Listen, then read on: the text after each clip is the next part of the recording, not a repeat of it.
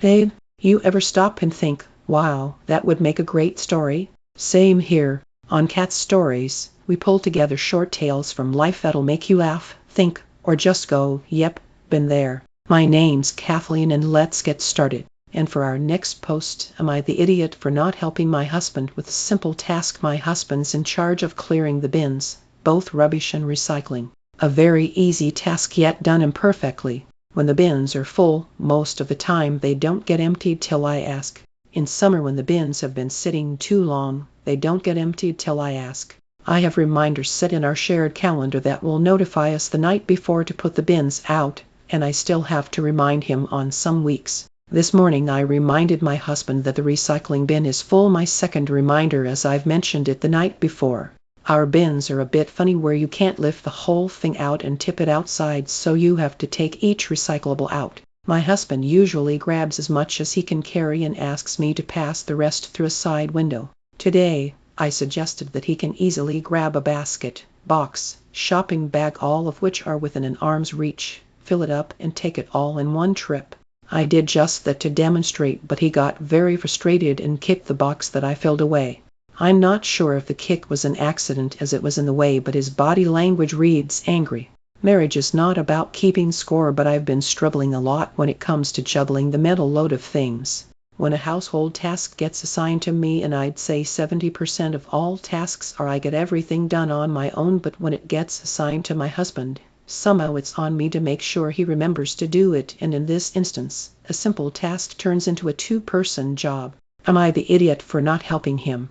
And for our next post, am I the idiot told a friend off for taking unconsented pictures of me? So I have this male platonic friend who recently keeps taking pictures of me when I'm not looking, whenever I see him. One time I caught him snapping photos of me when I was going through a drawer in my kitchen. I told him to not take pictures of me without my knowledge again. He says it's because I'm so beautiful, but I don't buy it.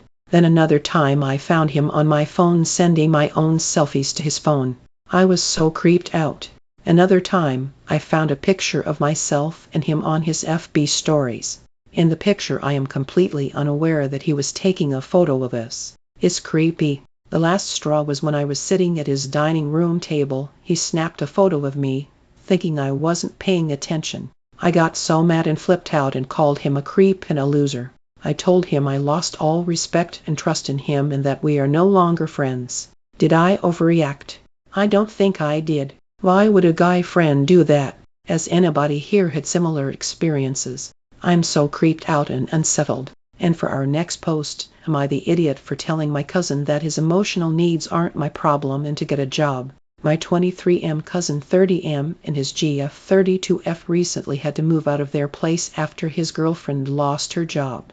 My cousin has been unemployed for quite some time due to his mental health, which is a sore subject for him. This will be relevant later. His GF has been job searching, but it's a long process and they need somewhere to stay in the meantime, so they've been staying with me and my roommate 22M. I didn't love this arrangement in the first place since we have a 2-bedroom apartment and I've needed to move into my roommate's room to make space, but it's family and my roommate says he doesn't mind having me in his room for now, plus my aunt is paying us, so whatever. The problem is that my cousin and his GF have insisted on bringing their emotional support dog with them, not a service dog. It's technically fine in terms of our lease and I don't mind dogs in general, so at first I said okay, but this thing has been a nightmare. It's loud, pees on our floors, and it chewed up one of our couch pillows. My cousin and his GF think this behavior is hysterical and endearing, but every time my roommate and I tried to bring up that we'd rather they find somewhere else for their dog, they go on and on about how they can't possibly part with their fur baby and just will not hear it. This all kind of culminated last night because my roommate had an important presentation this morning, so he tried to go to bed early last night, but the dog would not stop barking. My cousin and his GF were all like, always she wants to play, but my roommate and I were pretty annoyed.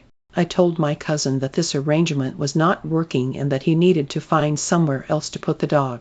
He told me again that it's their fur baby, and his GF started getting really upset and telling me we were making the dog feel unwelcome and it was like asking them to part with their child. I told them that the dog is not a baby and that they need to take responsibility for it or find somewhere else for the three of them to stay. He reminded me that he needs the dog for emotional support and that his GF is trying to find a job and they have nowhere to go until then. Partially out of anger, I told him that his emotional support needs weren't my problem and that maybe he should try getting a job too. I know he's had a rough time with his mental health and how that impacts employment, so I think those two statements put together cut a little deeper than I intended. And he hasn't been talking to me today, and his girlfriend called me an ableist for what I said. My aunt texted me this morning that my cousin and his GF plan on moving out this weekend with their dog and that I was way too harsh with him. I do understand why the comment had that effect on them and I feel bad for that, but it finally got the dog out of our place after we've been trying the gentler approach, so I don't really know what else I could have done. Am I the idiot? And for our next post, am I the idiot for having told my friend that she texts me too often to hang out? A while ago, I told my friend, who at the time felt closer to me than I did to her, that I felt like she texted me too often to hang out. I didn't mean it harshly. I'm just introverted and like my alone time, but she took it badly.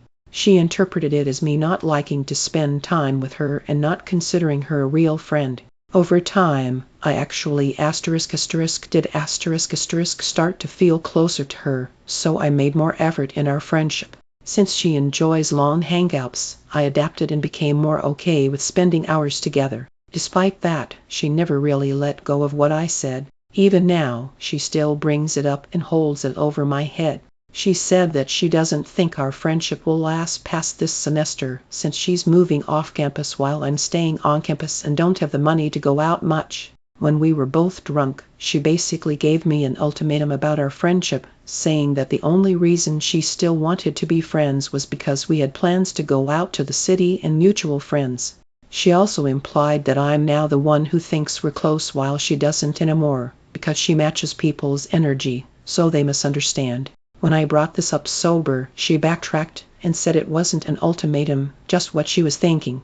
On top of that, she has told me that she thinks we're only friends because we dislike our direct roommates.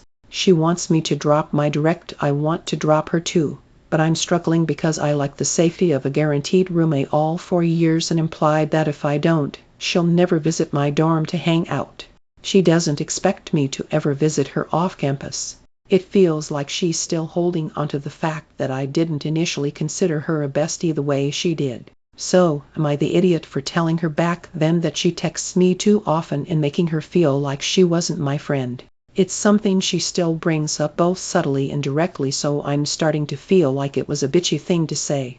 And for our next post, am I the idiot for not helping out? Backstory: up until 6 months ago, I had a very flexible job and worked from home.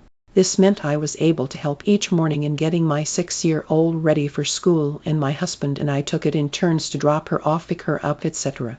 I now have a job that requires me to be in the office 4 out of 5 days with 1 day WFH. Minimal flexibility in the job, but the pay is great. We both knew this when taking the job on. My working hours are 7:30–16:30 each day.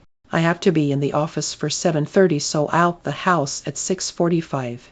Husband works 4 days in the week and half day Saturday. His hours are 10:00–16:00. His job is very flexible. Husband is getting very annoyed and angry that I'm not helping out as much on my WFH day, as he struggles to get himself and our daughter ready and out the door by 8:30 to drive the 15 minutes to school. My husband suffers from anxiety, which causes him to stress and flap quite a bit when he's up against the clock. My issue is that I feel his time management is poor. He will stay in bed until 07:3745 and then rush to get everything sorted. My simple answer to him is to get up earlier, but apparently that's not a good suggestion. Lol.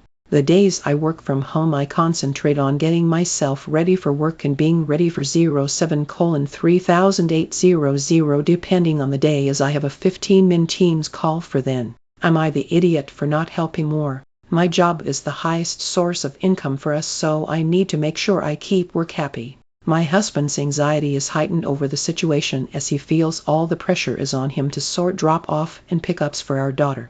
VS. I will add that when I get home around 17:30, I am all hands on deck, helping with dinner, bath time, and putting our daughter to bed, etc. And for our next post, am I the idiot for encouraging my grandmother to live with me? I 24-year-old recently got into an argument with my aunt because it isn't my place as a grandchild, not her child, to take care of my grandmother. My grandma had a stroke a year ago, and since then she hasn't been as sharp as she used to be. When she first came home from the hospital, I went and stayed with her for a week to make sure she got back on her feet. I do want to add that my grandma is super active and agile for her age, 79, but she is starting to worry me with the things she is forgetting. I talked to my mom and we both agreed it would be a good idea to ask my grandmother to stay with me and my husband. I went to my grandma and asked, and she declined last year. Since then I have casually brought it up to her that I would love for her to come and live with us.